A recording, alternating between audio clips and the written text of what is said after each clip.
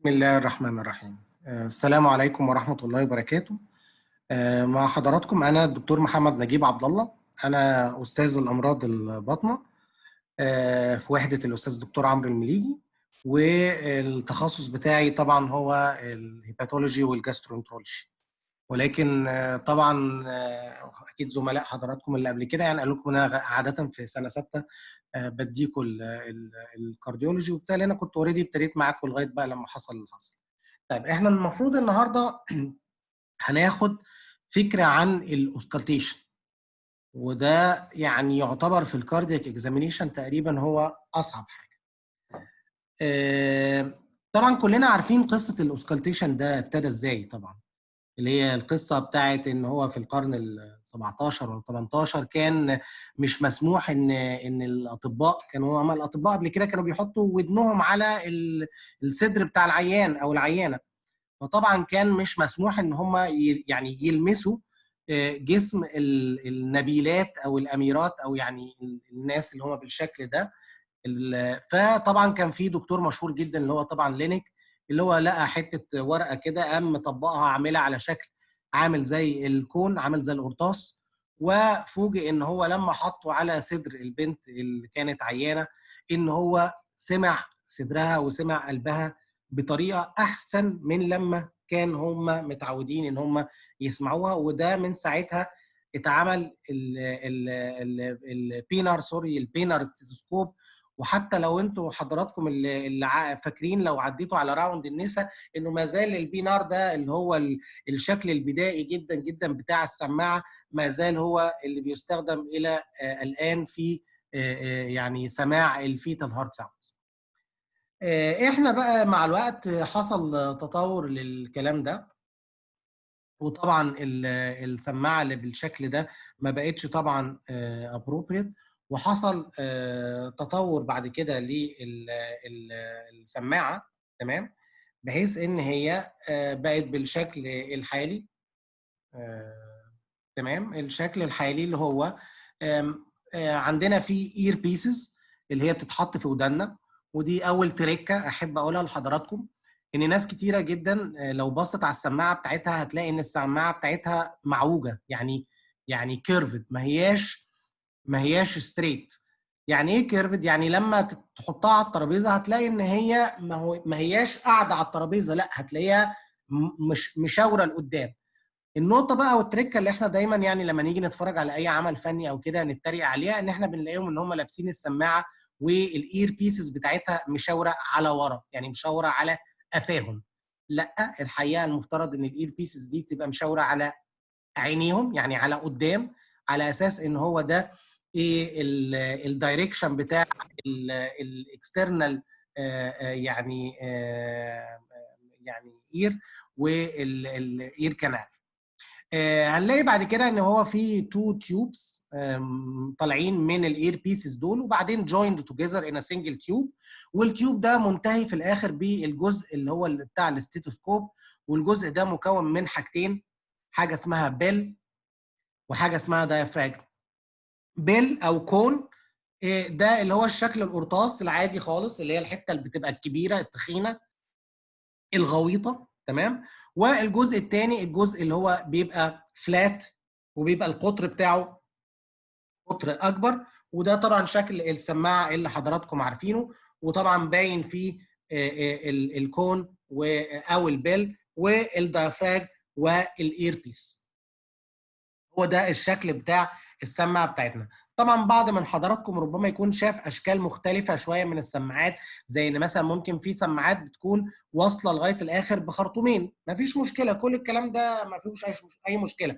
في ناس برضو شافت ان البيل ده سام تايمز بيبقى كفرد هو كمان بشيث زيه زي الديافراجم، بالذات في الناس اللي شافوه في البيدياتريكس، برضو ما فيش اي مشكله خالص. هو الدبث بتاعها هو اللي بيحولها الى بيل او بيحولها الى كون. والحقيقه في الموضوع ان هو انت لما بتستخدمه على السكين وبتعمله تايت ابلكيشن للسكين، السكين نفسه بتاع العيان هو بيشتغل كانه هو ده الشيث اللي بيكفر هذا البيل. عشان كده ده ممكن ما يبقاش واضح قوي في الاطفال، فعشان كده في الاطفال بيستخدموا لهم البيل بتاعهم بيبقى متغطي. طيب البيل ده بنستخدمه في ايه، او الكون ده بنستخدمه في ايه؟ بنستخدمه في اللو بيتش ساوند. اللو بيتش ساوند يعني الاصوات الغليظه، تمام، اللي هي زي في الاوبرا. حد فيكم حضر الاوبرا هيبقى عارف ان في اصوات غليظه اللي احنا بنقول عليها التينور، او الاصوات الجهيره اللي هي الاصوات الغليظه، الاصوات الذكوريه. ودي زي اللي موجوده في الميد دايستوليك ميرمر بتاع الميترال ستينوزس. اذا حاجه رئيسيه وحاجه مهمه جدا جدا جدا واحنا بنعمل كاردياك اوسكالتيشن، ان لما نيجي نسمع الايبكس اوف ذا هارت، او ما يسمى بالميترال اريا، او المكان اللي سسبيشس ان هو ده ممكن يكون فيه الميترال ستينوزس، لازم لازم لازم لازم ان احنا نسمعه بالبل او بالكون، تمام، هو ده نفس الاسم، تمام. كذلك برضو في حاجه اسمها additional sound، هنعرفه طبعا بعد شويه، او يعني ممكن في المره الجايه، ان غالبا احنا هنقسمه على مرتين. هو اسمه الثيرد هارت ساوند، اللي بنسمعه في الهارت فيريال وبنسمعه في نفس المكان. اذا احنا تقريبا البل او الكون ده بنستخدمه فين؟ بنستخدمه على الايبكس اوف ذا هارت. امال الدايفراجم اللي هو المفلطح المسطح ده بقى اللي بنستخدمه في بقيه الحاجات، اللي هو بيفلتر اوت اللو بيتش ساوندز، وبيسيب لنا بقى الهاي بيتش ساوندز، اللي هي الاصوات المسرسعه او الاصوات الرفيعه او الاصوات اللي هي بنقول عليها السوبرانو. وده بقى بيستخدم في بقيه الحاجات الثانيه، اللي هو السكند هارت ساوندز والكليك وبقيه الميرمرز، غالبا بنبقى بنسمعها بالديافراجم. ده اول حاجه اتعرفنا عليها، التول بتاعتنا اللي هي السماعه بتاعتنا. طيب تاني حاجه ايه؟ العيان واحنا بنعمل له كاردياك اوسكالتيشن عاده بيبقى نايم عادي خالص، السوباين بوزيشن اللي هو نايم على ظهره، تمام. ولكن عشان نقدر نسمع الهارت احسن، ساعات بيبقى ريكومندد ان احنا نتلت العيان شويه، يعني نحركه شويه ناحيه الليفت لاترال ديكيوبيتس، يعني ناحيه انه ينام على شقته الشمال، على الناحيه الشمال بتاعته، تمام. هو ده. sometimes بقى لو انا شاكك ان انا عندي بريكارديال ديزيز او بريكارديال راب مثلا او حاجه بالشكل ده، بخلي ان العيان يبقى بيتر ان هو يلين فورورد، ويستحسن ان العيان يبقى في النيلينج بوزيشن، اللي هو قاعد على ايديه وعلى رجليه، يعني زي الوضع بتاع السجود بتاع الصلاه، لان ده هيخلي البريكارديال اقرب ما يكون بالنسبه لنا للتشيست وول. ده المنظر، ادي الدكتور اهو، وبعد ما حدد الايبكس اوف ذا هارت وعمل اللي هو الاكزامينيشن العادي، بيبليس العيان في الليفت لاترال ديكيوبتس بتاعه، وبعد كده يبتدي ان هو يوسكالتيت الفيريوس سايتس. طيب الفيريوس سايتس دي ايه بقى هم؟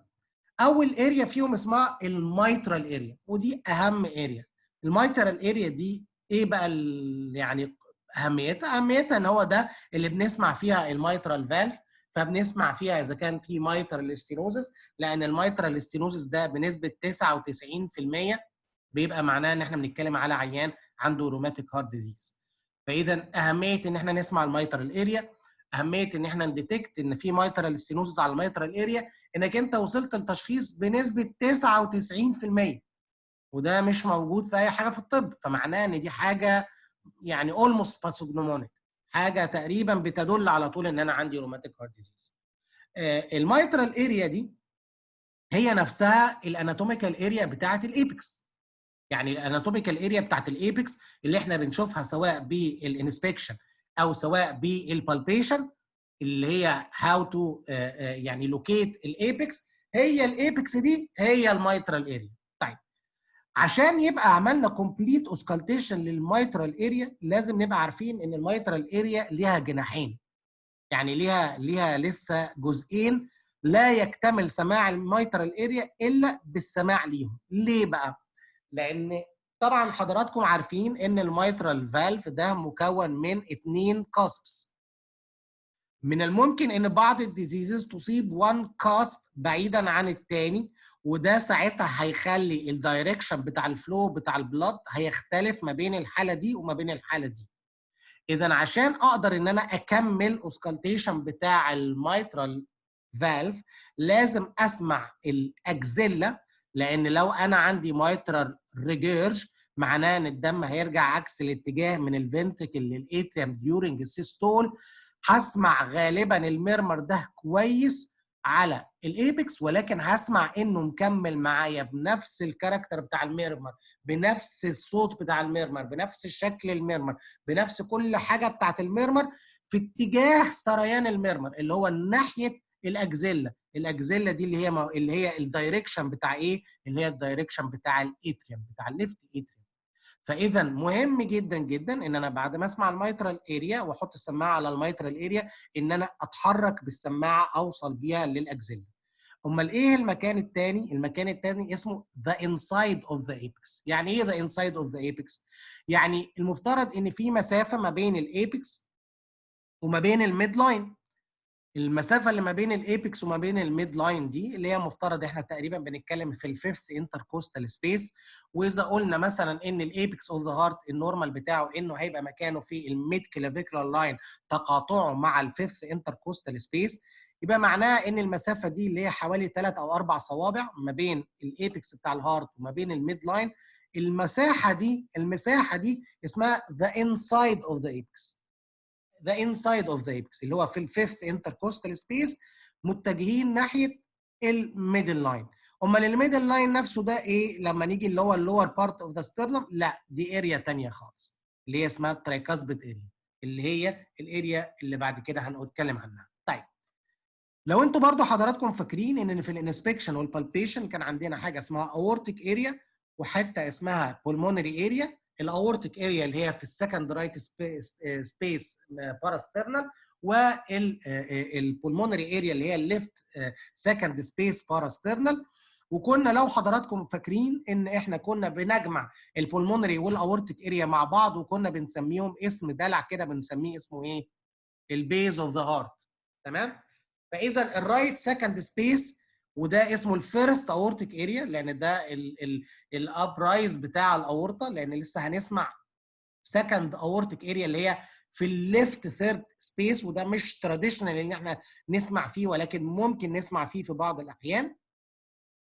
وعندنا الليفت سكند سبيس وده اسمه البولمونري اريا. وزي ما قلت لحضراتكم ان الفيرست اورتيك اريا والبولمونري اريا الاثنين دول مع بعض اللي هم السكند رايت والسكند ليفت هم دول اسمهم البيز اوف ذا هارت.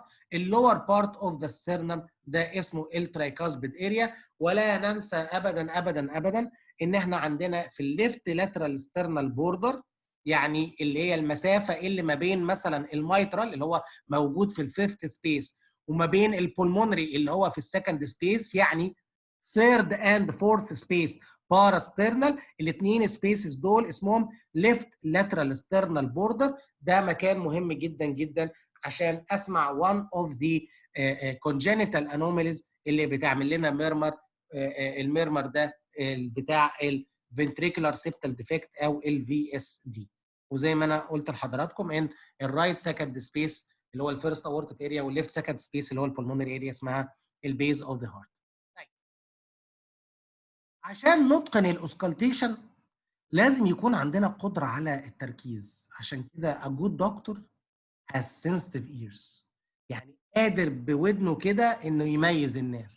عارفين اللي هو البني ادم اللي يقوم داخل الاستاد ويبقى فيه بتاع 10,000 واحد بيصوتوا يقوم يقول لك ايه ده؟ انا اتهيألي سمعت صوت ايهاب محمود. ايهاب محمود يا عم، انت عرفت تميز ايهاب محمود ازاي؟ اهو الدكتور ده اللي قدر يسمع ايهاب محمود في ال 10,000 واحد اللي في الاستاد، هو ده اللي احنا عايزين ان هو يبقى يعني كلكم بالشكل ده. تمام؟ طيب فاحنا خلاص قلنا ال الاماكن بتاعه الاوسكالتيشن وترتيبها في السماع. هو زي ما احنا قلنا كده مايترال والبولمونري والاورتيك، وعندنا الترايكاسبيد اللي هو في اللور بارت اوف ذا ستيرنم، وهنسمع انسايد ذا ايبكس، وهنسمع الاكزيلا، وهنسمع السكند اورتيك اريا اللي هي متداخله مع الليفت لاترال ستيرنال بوردر. وده يعني ايمج يورينا طبعا المكان شكله عامل ازاي، ولكن طبعا الليفت لاترال ستورنر بوردر بيبقى اكستندد للاثنين سبيسز مش لوان سبيس بس. تمام؟ طيب ايه بقى الرولز اوف اوسكالتيشن؟ بعض حضراتكم اللي حضر معايا قبل كده كنا بنتكلم على الرولز بتاعت البركشن، وقعدنا نقول لا بقى اللي هي الرولز بتاعت البركاسد اورجان والبركاسنج هاند والبركاسد هاند. زي ما في قواعد للبركشن ايضا هناك قواعد للاوسكالتيشن. اول قاعده للاوسكالتيشن ايه؟ ان لازم اكون انا مركز وفوكست، ما حدش بيكلمني، كوايت بليس، ما بقاش انا في العياده الخارجيه 85 بني ادم عمالين يصوتوا في وداني. لازم يبقى مكان هادي وصامت، وانت بيتقال عليه اللفظ ده، يتقال عليه تيوند ان. يعني عارف انت لما انت تبقى حاطط السماعات في ودانك ومركز في الاغنيه اللي بتتغنى لدرجه انك عمال تغنيها مع المطرب او المطربه، فانت مركز لدرجه ان انت عمال تقول يا سلام يا سلام على حته العود اللي فاتت دي، الله عليه، الله يا شفت الناي بقى، شفت الناي بقى لما يقسم. التركيز ده اللي مخليك انك قادر تميز الآلات الموسيقية اللي بتعزف، والصوت بتاع المطرب، والليركس بتاع الكلمات بتاعت الأغنية، وانت مركز وحاطط السماعات في ودانك وعمال بتغني مع الراجل ولا الست، وعمال يعني تيوند ان، يعني محول الموجة بتاعتك انك متفاعل مع اللي انت سامعه. هو دي الحالة المطلوبة مننا اثناء ما احنا نكون بنعمل اوسكالتيشن. ما ينفعش اللي يعمل اوسكالتيشن لازم يفصل نفسه عن السراوندنج، لدرجه ان في دكاتره كتير جدا جدا اثناء ما هي بتعمل اوسكالتيشن بتكون مغمضه عينها، عشان يعني زياده في التركيز وزياده في ان هي تبقى تيوند ان وتبقى مركزه في الصوت. طيب بعد ما سمعنا بنركز في الصوت، نبتدي ان احنا نعمل هذا الجهد الذهني بتاع حاجه اسمها فصل الاصوات. يعني ايه فصل الاصوات؟ انت ما فيش حد بيجري وراك بكرباج، انت هتقعد تسمع الاريا دي وليكن نص دقيقه، ما فيش اي مشكله خالص. طيب اول كام ثانيه كل اللي مطلوب منك ايه؟ انك تميز صوت الايقاع، الساوندز. طيب انت هتبقى سامع صوت زي الطبله، صوت ايقاعيه، صوت يعني الهارت ساوندز، هي دي اللي تركز فيها. اهم تريكه في الاوسكالتيشن انك تقدر تركز مع الهارد ساوندز، فيرست ساوند، سكند ساوند، وتقدر طواعيه بذهنك تستغني عن الاستماع لبقيه الخروشه واللغط واللخبطه والرقع والطبل والزمر التانيين اللي هم الميرمرز.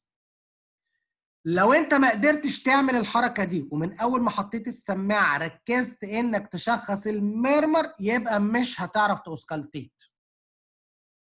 الاوسكالتيشن هو is about defining where are the hard sounds. لانك once you have يعني oriented with او يعني diagnosed where are the hard sounds, everything else will come easy. خلاص انت سامع الهارد ساوندز، عرفت فين الفيرست هارد ساوند اللي بعد الفيرست هارد ساوند. يعني لو فيرست هارد ساوند وبعديه اللخبطه اللي انت سامعها، ده بقت سيستوليك. لو اللخبطه اللي انت سامعها بعديها الفيرست هارد ساوند، بقت دايستوليك. طب قدرنا نعمل كده ازاي؟ قدرنا نعمل كده انك لازم في الاول تفصل في دماغك الهارد ساوندز عما عداها.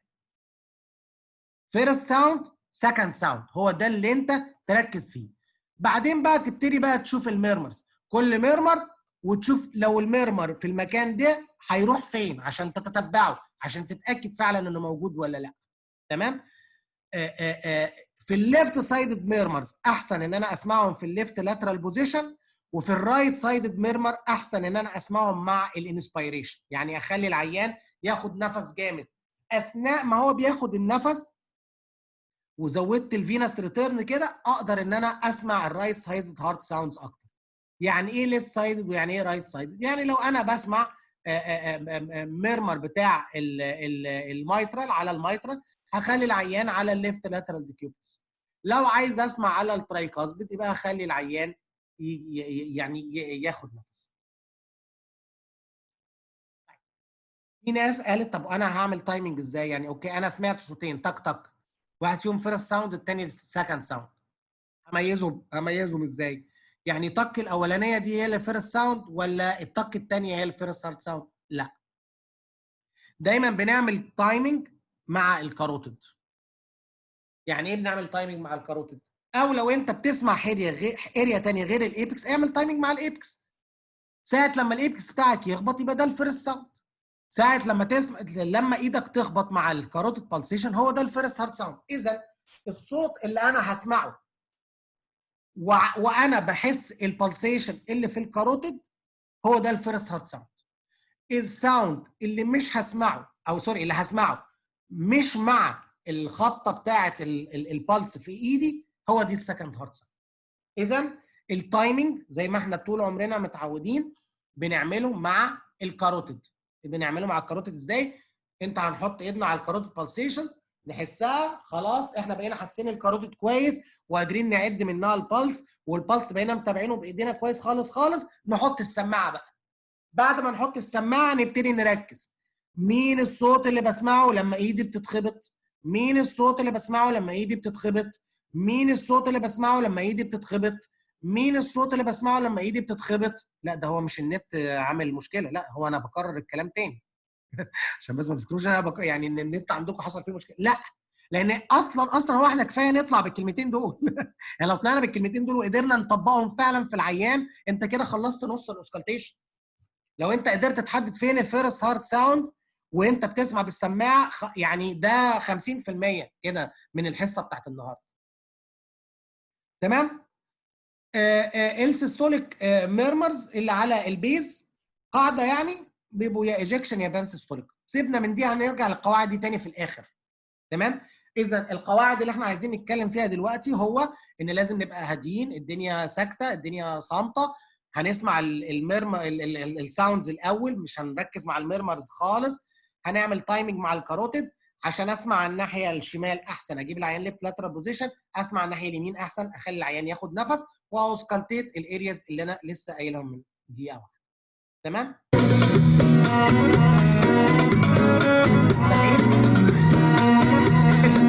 ده دي اغنيه مفترض ان انتوا سامعينها.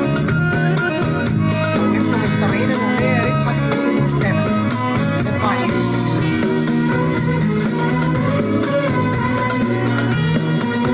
شوف اهو، انتوا عرفتوا منين ان ده عمرو دياب؟ ولسه اصلا هو عمرو دياب ما غناش. لسه احنا دلوقتي سامعين صوت ايقاع، صح؟ طيب، وسامعين اصوات الات وتريه، واحتمال يكون في كمان ده. دلوقتي بقينا سامعين صوت بني ادم، صح؟ بقينا سامعين صوت مطرب. طيب احنا دلوقتي قدرنا نسمع كام؟ لا ما دي مش موسيقى يا دكتوره اسراء، ده الدرس ده، دي احنا بنشرح بس ازاي نقدر نفرق ال الاصوات عن بعض. دلوقتي احنا سمعنا صوت آلة موسيقيه، سمعنا صوت آلة ايقاعيه، سمعنا صوت بني ادم. تمام؟ طيب الثلاث حاجات دول كانوا بيشتغلوا في نفس الوقت. يعني احنا سامعينهم في نفس الوقت، يعني ما هماش ما بنسمعهم ورا بعض، ولكن احنا قدرنا ان احنا في نفس التوقيت، نتيجه ان احنا متعودين اند تريند ان احنا نفرق صوت الاله الايقاعيه اللي هي مثلا طبله او رق او دف، تمام، وما بين الالات اللي هي بتاعت العزف، وحتى كمان نميز هي ايه. وكمان قدرنا نميز صوت المطرب، ولو في اكتر من مطرب او اكتر من شخص بيتكلموا او بيغنوا هنقدر ان احنا نميز الاصوات بتاعتهم. طيب احنا قدرنا نعمل الحكايه دي ازاي؟ قدرنا نعمل الحكايه دي بتركه في دماغنا. Our brain was able to hear all that. خلاص احنا ودنا عباره عن طبله بس، طبله عماله تترقص مع كل صوت احنا بنسمعه، وبعدين الويفز دي او الفايبريشن اللي بتحصل في طبله ودننا دي بتتنقل عبر البونز اللي موجوده في الميدل اير عشان تستيميوليت النيرف اندنجز اللي موجوده في الانر اير، وتمشي ثرو الاوديتري نيرف عشان توصل للاوديتري سنتر اللي موجود في البرين. الاوديتري سنتر بقى هياخد هذه الفايبريشنز وهو يعمل لها اناليسيز ويقوم مقسمها لنا للصوت الطبله وصوت الرق وصوت المطرب وصوت الاله الموسيقيه و قدرنا نعمل الحكايه دي ازاي؟ قدرنا نعمل الحكايه دي بالبرين. اذا الاوسكالتيشن نيدز تريننج، نسمع كتير جدا جدا عشان تقدر انك انت تحول الاصوات بتاعه الفيرست هارت ساوند، سكند هارت ساوندز، والميرمر، وبلس اور ماينس الاديشنال ساوندز، تقدر تحولهم انك انت لما تسمعهم بودنك وتعمل التايمنج مع الكاروتيد انك تقدر انك تعمل هذه التفرقه، هذه التقسيمه، هذه التفنيطه. تمام؟ لما يجوا يا جماعه بيسجلوا اغنيه او بيسجلوا كل حاجه، هم ما بيعزفوش الالات مع بعض. كل آلة بتعزف المزيكا بتاعتها لوحدها، يسموه تراك. كل حاجه من دول ليها تراك لوحده، تراك بتمشي فيه، بتتعزف عليه وبتتعمل. او لما يكون مثلا في احنا بنعمل فيلم او بنعمل عمل او بنسجل حاجه، مثلا بنعمل اعلان او حاجه واكتر من حد بيتكلم، كل واحد الصوت بتاعه او الاداء بتاعه بيتسجل على تراك لوحده. بعدين بنبتدي بعد كده ان احنا نعمل ميكسينج لهذه الاصوات مع بعض عشان نقدر ان احنا نسمعها. اذا المطلوب مننا عمليه عكسيه، احنا هنسمع الاصوات دي ميكسد، وعقلنا هيقوم بعمليه ان هو يفرقهم عن بعض، يفنطهم عن بعض. تمام معايا يا جماعه؟ تمام. معلش بس ثانيه واحده، البرزنتيشن وقف ثانيه. اوكي. فاذا نمره واحد مطلوب مننا ان احنا نلسن للهارت ساوندز.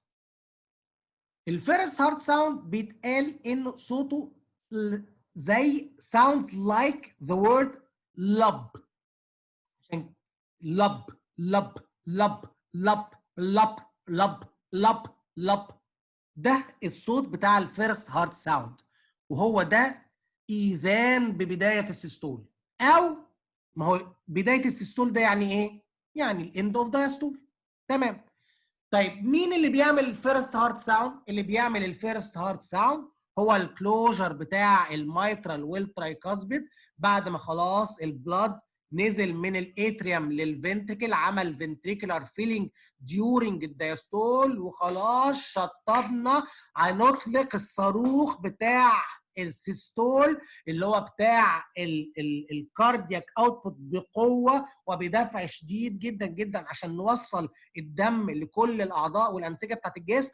يبقى لازم نقفل البيبان اللي ورانا عشان لما الفنتريكل يكونتراكت، البريشر العالي جدا جدا اللي بيبقى جنريتد جوه الفنتريكل هيبوش البلاد توردز انه يطلع من خلال الاورطه علشان خاطر يعمل ديستريبيوشن للبلاد. اذا الكلوجر بتاع الميترال والترايكاسبيد اللي هو بيحدث في نهايه الدايستول، وكلنا فاكرين الكاردياك سايكل اللي خدناها في الفسيولوجي في سنه اولى على ما اتذكر يعني، وهي دي علامه البيجيننج اوف سيستول. عشان كده بنقول لما نيجي نعمل تايمنج، الفيرست هارت ساوند هو ده السيستول. اذا الصوت اللي انا هسمعه بالسماعه اثناء ما انا حاسس السيستول بالبلس اللي تحت ايدي في الكاروتيد، هو ده دينوتنج الكلوجر بتاع الميترال والترايكاسبيد، هو ده دينوتنج الفيرست هارت ساوند، وصوته عامل زي كلمه لب. طيب اكتر مكان هسمع فيه كلوجر اوف ذا ميترال هيكون فين؟ اكيد على الميترال. يعني اكتر حته هسمع فيها صوت محمد فين؟ في بيت محمد. فاذا اكتر حته هسمع فيها الفيرست هارت ساوند واضح وعالي وكويس ومميز ودقيق وقشطه واقدر اعمل له تايمنج هو على الايبكس اوف ذا هارت او الميترال. طيب السكند هارت ساوند بيقولوا انه sounds like the word dub. مكتوب كده، مكتوم شويه كده. وطبعا دب ده نتيجه قفله ايه؟ خلاص مع الكاسبس بتاعت الاورطه والبلمونري اتملت دم، يعني اللي هي عامله زي الشراع دي لان هي ما عندهاش كوردا تندري، وقفلت خلاص علشان خاطر نقفل يعني المسطره بتاعت الفنتكل خلاص، عشان نبتدي ان احنا نفتح بقى تاني الميترال والترايكاسبيد. فتح الميترال والترايكاسبيد ما لهمش صوت. تمام. ولكن الصوت ده بتاع ايه؟ الصوت ده بتاع النفضه بتاعه الكاسبس بتاعه الاورتيك والبولمونري فالفز اللي هي عامله زي القلوع بتاعه الشراع، واحنا عارفين ان دول بريشر فالفز. يعني ايه بريشر فالفز؟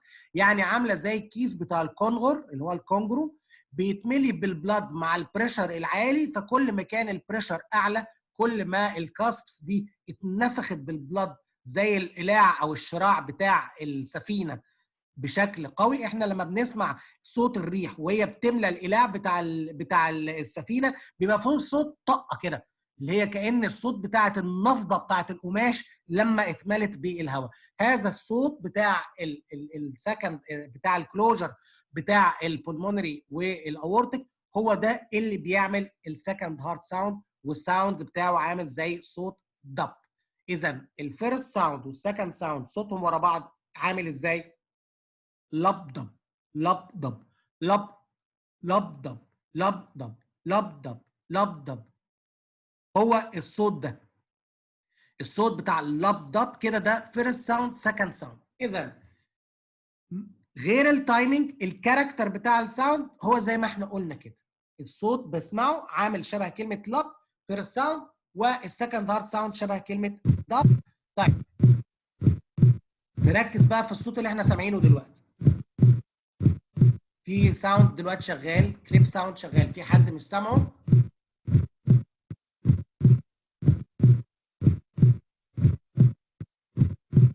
لابدب لابدب لابدب لابدب. في الراوند لما احنا بشرح الحته دي دايما بطلب من الطلبه ان هم يرفعوا ايدهم مع الفيرست هارت ساوند وينزلوا ايدهم مع السكند ساوند. فبعد اذن حضراتكم غمضوا عينيكم، اسمعوا الصوت بس، وارفعوا ايديكم مع الفيرست ساوند ونزلوها مع السكند ساوند، وقولوا في سركم لابدب لبدب لبدب لبدب لبدب لبدب لبدب لبدب لبدب لبدب لبدب.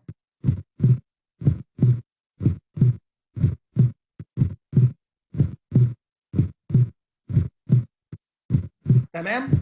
نركز يا جماعه كويس جدا جدا، نسمع نركز في الصوت. انا يهمني النهارده حتى ان شاء الله بس نطلع بالفيرست ساوند سكند ساوند.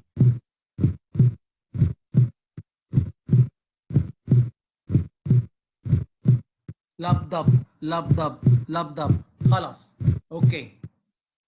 اذا احنا كده قدرنا نميز الفيرست ساوند والسكند ساوند. اوكي. اذا دي الكاردياك سايكل اللي انا كنت لسه بحكي لحضراتكم عليها. التايمنج ان انا هحس الكاروتيد واوسكالتيت الايبكس في نفس الوقت. وزي ما احنا شايفين ان مع الفيرست هارت ساوند، شايفين الكرسر على السكرين، مع الفيرست هارت ساوند البريشر بيزيد جدا جدا، فبس بحس هنا دلوقتي الكاروتيد بالسيشن اللي هي جايه لي من الاورتيك، لان الاورتيك بريشر هتزيد فالكاروتيد هيبقى بيبلسيت، هلاقي ده الفيرست هارت ساوند. اللي مش معاه هو ده السكند هارت ساوند. اذا اللي ما بعد الاس 1 هو ده السيستول، ما قبل الفيرست هارت ساوند هو ده اسمه الدايستول. تمام؟ اوكي. احنا قلنا هنفرق الفايندنجز الى 3 اشياء. اول حاجه النورمال هارت ساوندز، الاديشنال ساوندز دي هنخليها في الاخر خالص خالص خالص، والى ميرمرز. اذا انا لما هسمع زي ما عملنا كده في الكليب الصوتي اللي هو الاغنيه اللي احنا شغلناها، قدرنا ان احنا نفصل الى الالات الايقاعيه وهنرمز ليها ان هي دي النورمال هارت ساوندز، والميرمرز اللي احنا هنقول عليها اللي هي وليكن كانت الالات الموسيقيه اللي كانت بتعزف، والاديشنال ساوندز اللي هي مثلا وليكن كانت الصوت بتاع المطرب اللي احنا سمعناه. قدرنا نميز كل واحده فيهم. اذا واحنا كذلك في الاوسكالتيشن هنقدر نعمل كده. طيب كل ما نسمع حاجه من دول هنانلايز ات الون، الون لوحدها، انالايز كل كاتيجوري لوحدها. يعني وانا بسمع على الميترا المطلوب مني اسمع ايه؟ هسمع فيرست هارت ساوند. هسمع السكند هارت ساوند؟ لا، صعب جدا، ولو سمعته هسمعه ضعيف جدا، مش هقدر اني احكم عليه ولا اعلق. ليه؟ لان هبقى دلوقتي سامع السكند هارت ساوند اللي جاي لي من عند الجيران، جاي لي من عند البيز اوف ذا هارت، جاي لي من عند البولمونري اند اورتيك اريز. اذا انا ليه اعلق من عندي وانا لسه عندي الفرصه ان انا لسه هروح ازور الجيران في بيتهم واسمعهم وهم بيتكلموا براحتهم. اذا انا على الايبكس هعلق على الفيرست هارت ساوند بس. طيب لما انا اقعد اسمع 100 نورمال فيرست هارت ساوند واي كان ايفن listen to my own فيرست هارت ساوند، والفيرست هارت ساوند بتاع اخويا او اختي او اي حد معايا او كده، هعرف قد ايه العلو بتاع الصوت بتاع الفيرست هارت ساوند. طيب بعد ما اعرف ده هعرف ان انا لما اسمع الصوت ده اعلى من كده بقى ده اسمه ايه؟ بقى اسمه دلوقتي loud first heart sound، تمام؟ او exaggerated first heart sound. ولما يبقى الصوت اوطى من كده هيبقى اسمه muffled first heart sound او diminished first heart sound. لدرجه ان ممكن الفيرست هارت ساوند ده يروح خالص، يعني يبقى انا بحس البلسيشن على الكروتيد ومانيش سامع بالسماعه فيرست هارت ساوند، بس عرفت ان ده مكان الفيرست هارت ساوند، فبما اني ما سمعتوش معناه انه مافلد او يعني بقى ديمينشد جدا فما بقتش سامع. تمام؟ اذا انا همسك الهارت ساوند هفرقها واقعد اعلق عليها كل مكان لوحده. هاجي اسمع البولمونري اريا هسمع عليها السكند هارت ساوند. طب الفيرست هارت ساوند هسمعه ولا لا؟ هسمعه، بس مش هسمعه بنفس قوه ووضوح اللي انا كنت سامعه على الايبكس، فانا مش هعلق عليه. لما اجي اعلق عليه عند البولمونري هقول عليه ايه؟ هقول ان انا سامعه. انما هل انا اقدر اقول ان هل هو عالي ولا واطي ولا نورمال؟ لا مش هقدر، لان هو لسه ده جاي لي من بعيد. ما جايز هو عشان جالي من بعيد فانا سامعه قليل، او انا جايز لاني عامل حسابي اني سامعه من بعيد فانا فاكره انه عالي. اذا الجادجمنت بتاعتي مش هتكون جادجمنت دقيقه، مش هتكون سبجكتيف، هتكون اوبجكتيف. فاذا انا مش هقدر ان انا اعلق على الفيرست هارت ساوند، وكذلك على الاورتيك اريا. طيب بعض من حضراتكم الشطار هيقول لي بس احنا يا دكتور سمعنا قبل كده ان السكند هارت ساوند ده فيه خاصيه اسمها سبليتنج، نتيجه ان البريشر اللي في الاورتيك في الاورطه مختلف، يعني اورطه مختلف عن البريشر اللي موجود في البولمونري ارتري، ومعناه ان الفيلنج بريشر بتاع الكاسبس بتاعه الاورطه بيبقى بريشر اعلى بكتير جدا جدا جدا جدا. احنا عارفين ان السيستوليك بريشر بتاع البني ادم الطبيعي 120 ملم ميركوري. اذا انا كاني بقول ان ديورنج السيستول هذه الكاسبس مليانه ببريشر اوف 120 ملم ميركوري، فاكيد اكيد اكيد البريشر ده عالي جدا جدا هيملى الكاسبس بتاعه الاورطه اكيد اسرع من الكاسبس بتاعه البولمونري. الاعلى بريشر موجود في البولمونري ممكن يوصل له اللي هو 25. اذا ال 25 ولا ال 120؟ اكيد ال 25 هامله الكاسبس بالبريشر بتاع ال 25 ده في وقت ابطا. فاذا ده السبب بتاع ان السكند هارت ساوند عاده بيبقى سبليتد، بسمعه سبليتد، ولكن ده لسه هنقوله بعدين، يعني لسه مش هنتكلم عليه دلوقتي لما نيجي نتكلم على الساوندز بالتفصيل. انما انا بس عشان الناس اللي بتبقى سابقه شويه فانا حبيت ان انا اقول لهم ان ده السبب. طب هل انا وانا على البولمونري اريا هقدر اسمع سبليتنج اوف ذا سكند هارت ساوند؟ الاجابه طبعا لا. اذا احسن مكان اسمع فيه السبليتنج بتاع السكند هارت ساوند هو البولمونري اريا. ليه؟ لان هو ده احسن مكان هسمع فيه البولمونري كومبوننت، وكده ولا كده هكون سمعت الاورتيك كومبوننت لانه سبق البولمونري كومبوننت. فلما هسمع البولمونري كومبوننت اللي هو عامل الجزء الثاني من السكند هارت ساوند، يقول لك ان لما نيجي نسمع السكند هارت ساوند على البولمونري اريا، احنا قلنا السكند هارت ساوند بنسمع صوت ايه؟ ضب، صح؟ لا، يقول لك بنسمع السكند هارت ساوند على البولمونري اريا اسمها ضبب ضبب ضبب. يبقى لب ضبب لب ضبب لب ضبب لب ضبب. ده اكتر حته نقدر فيها نسمع فيها الضباب ده لا مؤاخذه على البولمونري اريا، لان هي البولمونري اريا هي اكتر حته اقدر فيها ان انا اعلق على السبليت. طيب نيجي بقى لاخر حاجه هنتكلم عليها النهارده. احنا بس هنتكلم على النورمال هارت ساوندز وهنقفل على كده، نبتدي بقى المره الجايه الميرمرز والاديشنال ساوندز. النورمال هارت ساوندز زي ما احنا قلنا خلاص، عندنا حاجه اسمها فيرست هارت ساوند، وقلنا ان السبب بتاعه هو الكلوجر بتاع الميترال والترايكاسبيد فالفز، وفي كومبوننتس ثانيه اقل شويه بتكون هذا الساوند. زي ايه؟ زي الماسل كومبوننت اوف فنتريكولار كونتراكشن، يعني الجزء من العضلات اللي هي انقبضت علشان تشد الكوردا تندني عشان تقفل الميترال والترايكاسبيد فالف. الانتنسيتي بتاعت هذا الفيرست هارت ساوند بتعتمد على ايه؟ بتعتمد على البوزيشن اوف ذا فالف ات ذا اند اوف diastole. دن دن دن. طب دي يعني ايه بقى المعنى الجمله دي؟ معناها كالتالي: لما كنا بنبقى في الراوند كنت انا بشرح الحكايه دي ازاي؟ كنت بشرحها على الباب بتاع الاوضه بتاعت الدرس. انا لو فرض ان انا جيت اقفل الباب بتاع الاوضه بتاعت الدرس، والباب بتاع الاوضه ده كان موارب خلاص شبه مقفول، فانا بكل قوتي وعنفواني وحيويتي وصحتي وشبابي رحت زائق الباب المسافه الصغيره دي، هيحصل ايه في الباب؟ الباب هيتهبد، هيتقفل بصوت عالي.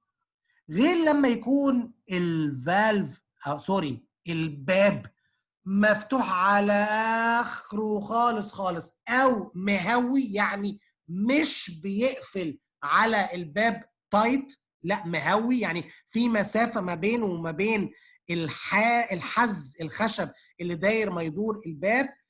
هلاقي ان الصوت بتاع الباب وهو بيتقفل هيبقى صوت ضعيف ومكتوم، لان على بال ما الفالف اللي كان في بوزيشن بعيد جدا جدا على بال ما ابتدى يقدر انه يقفل هيكون فقد جزء من القوه الحركيه بتاعته، الكاينيتيك انرجي اللي هتخليه يفايبريت لما يتقفلوا الكاسبس على بعض قوم يطلع الساوند كويس.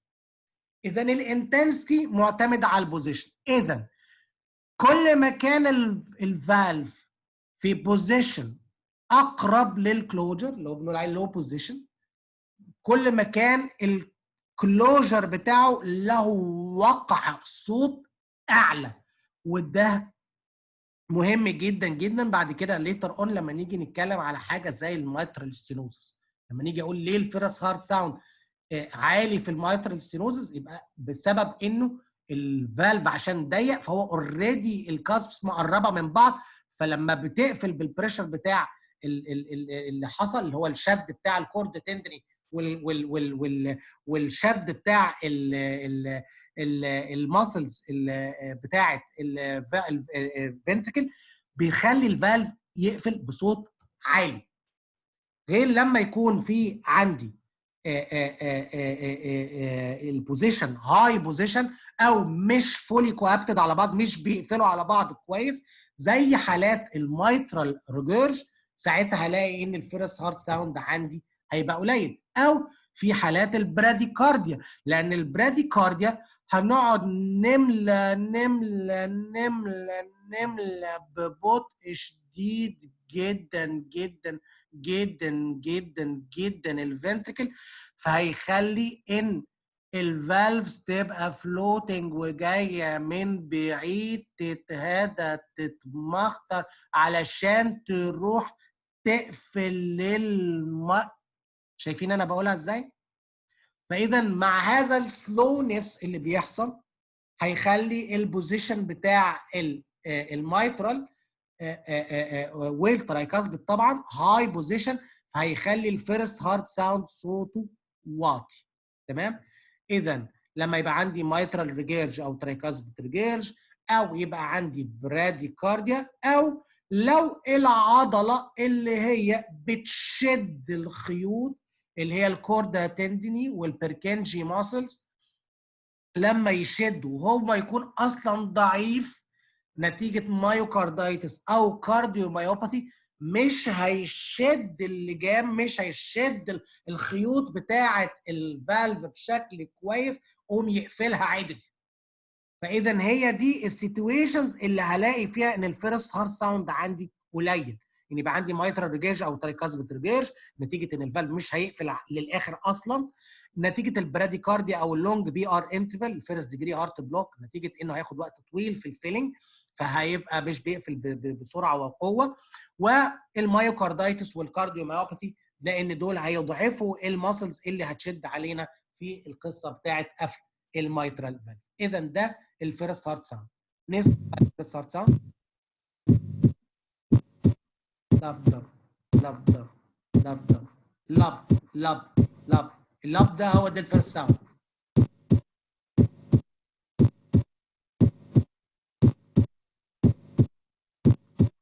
تمام.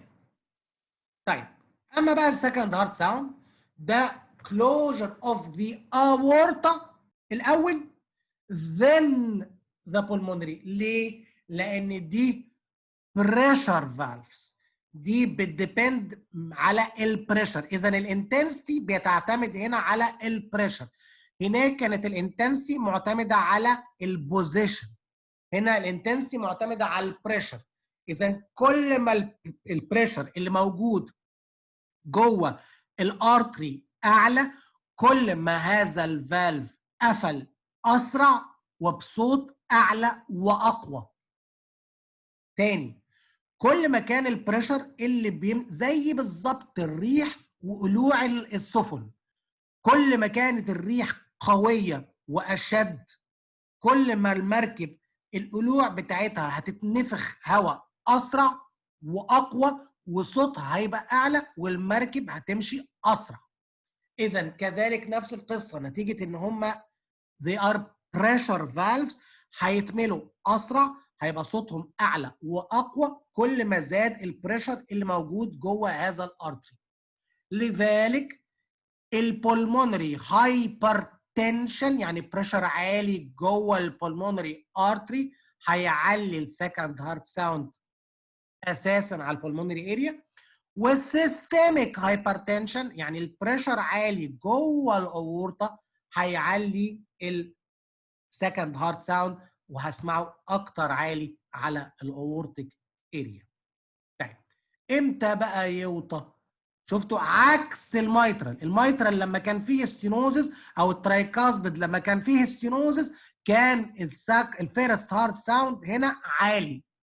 هنا طبعا لما يبقى عندي اورتيك ستينوزس او بولمونري ستينوزس معناها ان الدم عايز يطلع بالقوه بتاعته لكن الباب ضيق اللي بيخرج منه، فاكيد بيضعف والبريشر اللي فيه بيقل.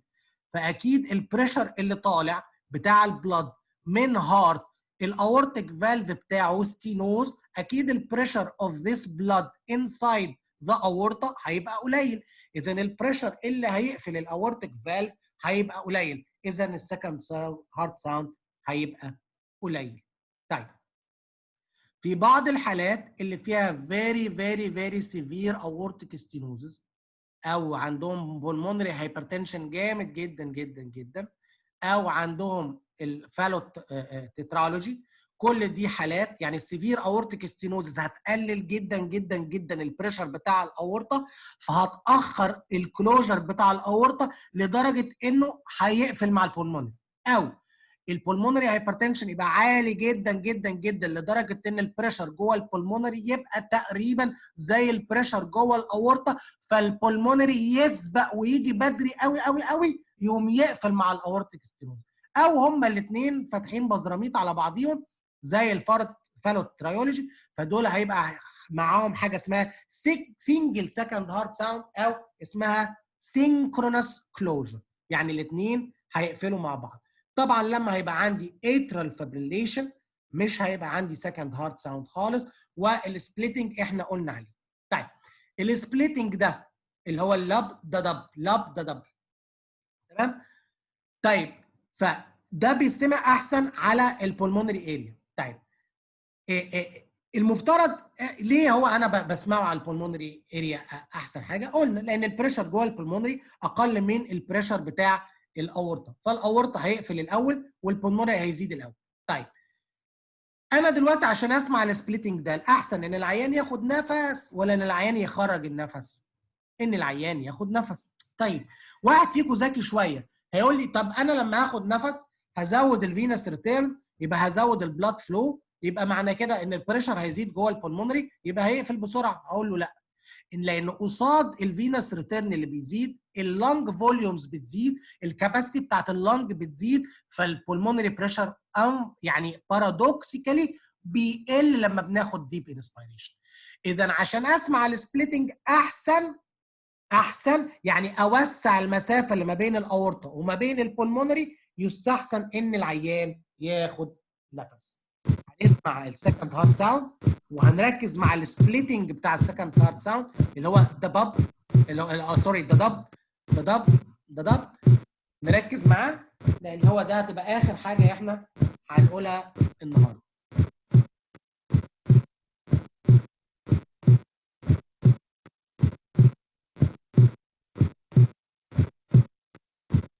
سامعين؟ واضح الصوت؟ اللي واضح عنده الصوت يرفع ايده.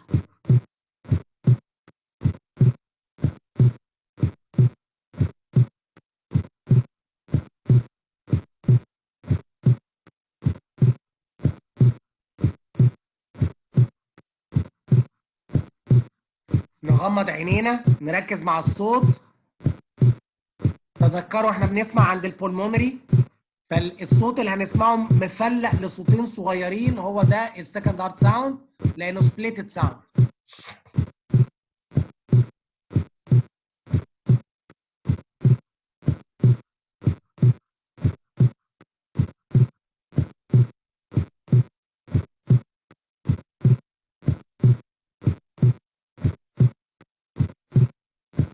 دكتوره هاجر استاذن حضرتك نغمض عينينا، يا بسنت برضو دكتوره بسنت نغمض عينينا خالص نركز مع الصوت ونحاول نشوف فين اللب وفين الددب. لب دبدب دب ددب ددب ددب. خدوا بالكم هو بيحصل لوبينج، ففي حته بيجوا على بعض تاني. طيب عايزين تسمعوا الفيرست هارت ساوند تاني؟ طيب ماشي، بس نخلص السكند هارت ساوند. هو المفروض احنا دلوقتي سامعين الفيرست هارت ساوند برضه، بس مش واضح زي اللي فات.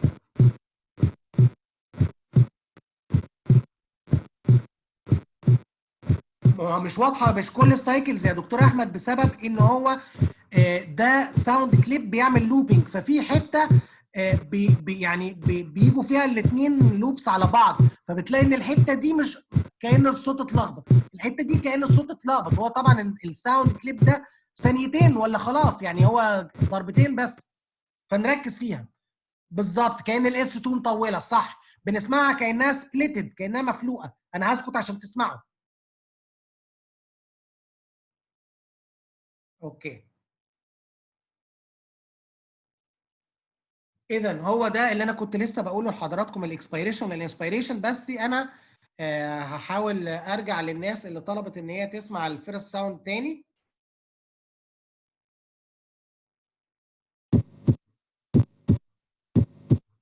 ده لبضب عادي، لبضب عادي، لبضب لبضب لبضب، سهله دي، تمام. طيب نرجع بقى تاني للسكند ساوند.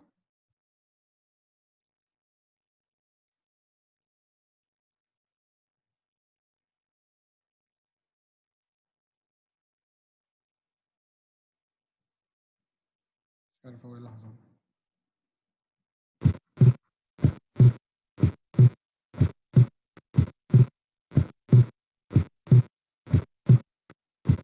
واضح جدا ان السكند ساوند سبليتد، السكند ساوند مفلق، متقسم لصوتين صغيرين لازقين في بعض.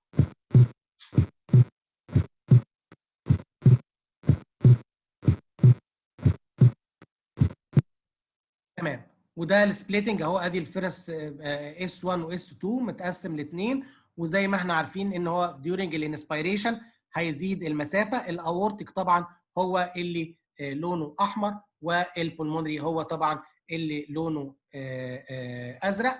نعيد تاني على النورمال هارت ساوندز عشان نقف عند الحته.